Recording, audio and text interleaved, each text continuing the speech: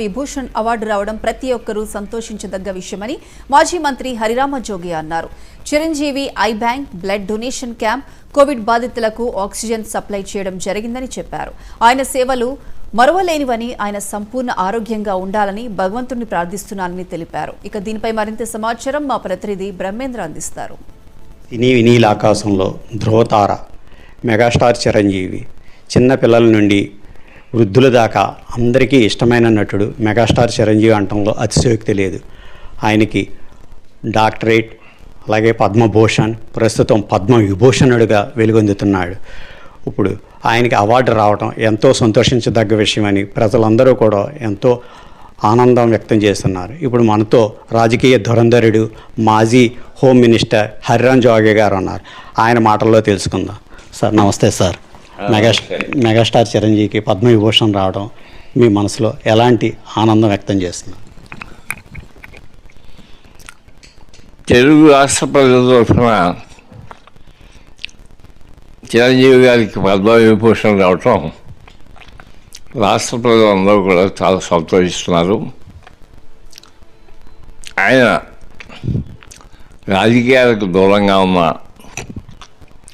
అనేకమైన సేవా కార్యక్రమాలు ఏనాటి నుంచో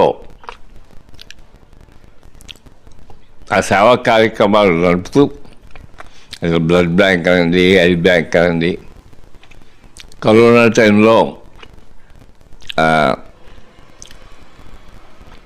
హైదరాబాద్లో ఉండేటువంటి సినీ పరిశ్రమకు సంబంధించిన కార్మికులందరికీ కూడా అనేక రకాలుగా వాళ్ళ సంక్షేమం కోరే అనేక కార్యక్రమాలు చేశారు. అలాగే రాష్ట్రంలో ఈ కరోనా బాధపడినటువంటి అనేక మంది బాధితులకు కూడా ఆక్సిజన్ సిలిండర్స్ లాంటివి పంచిపెట్టు అనేకమైన సేవా కార్యక్రమాలు చేసినటువంటి మనిషి ఆయన. ఆయనకి ఈవేళ ప్రజల తరఫున, మా కాపు సంక్షేమ సేన తరఫున శుభాకాంక్షలు తెలియపరుస్తున్నా. నా పేరు చేగుండ సూర్యప్రకాష్ అండి. నేను జనసేన పార్టీ రాష్ట్ర పిఎస్సి మెంబర్గా ఉన్నాను. అలాగే అచంట నియోజకవర్గానికి ఇన్ఛార్జ్గా ఉన్నాను. ఈ మధ్యకాలంలో మన రాష్ట్రానికి సంబంధించి, మన తెలుగు రాష్ట్రాలకు సంబంధించి మెగాస్టార్ చిరంజీవి గారికి పద్మవిభూషణ్ ఆయనకి ప్రకటించడం అందరికీ కూడా చాలా ఆనందదాయకంగా ఉంది. గత ప్రభుత్వాలు, అంటే గతంలో కాంగ్రెస్ పార్టీ ప్రభుత్వాలు కానీ ఏదన్నా కానీ ఈ పద్మ అవార్డులు కానీ ఏ అవార్డులు వచ్చినా కూడా ఖచ్చితంగా దాంట్లో ఏదో రకమైనటువంటి ఇన్ఫ్లుయెన్స్లు ఉండేవి.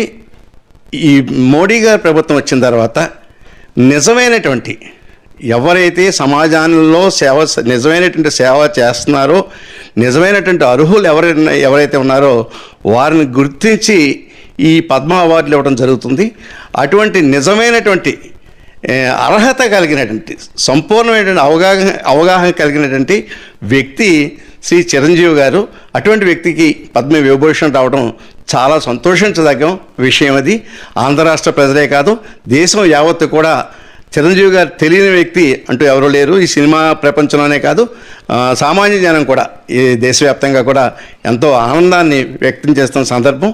జనసేన పార్టీ నాయకులుగా మాకు మరింత సంతోషాన్ని ఇచ్చే విషయంగా నేను ప్రకటిస్తూ, నేను జై చిరంజీవి గారు, జై పవన్ కళ్యాణ్ గారు. మెగాస్టార్ చిరంజీవికి పద్మవిభూషణ్ అవార్డు జాతీయ స్థాయిలో 2 అత్యున్నత పురస్కార అవార్డు రావడం చాలా సంతోషించదగ్గ విషయమని, ఆయన మరిన్ని సేవా కార్యక్రమాలు, అలాగే ఆయన ఆరోగ్యాలతో దేవుడు దీవించాలని కోరుకుంటున్నామని జోగి గారు తెలియజేస్తున్నారు. కెమెరామెన్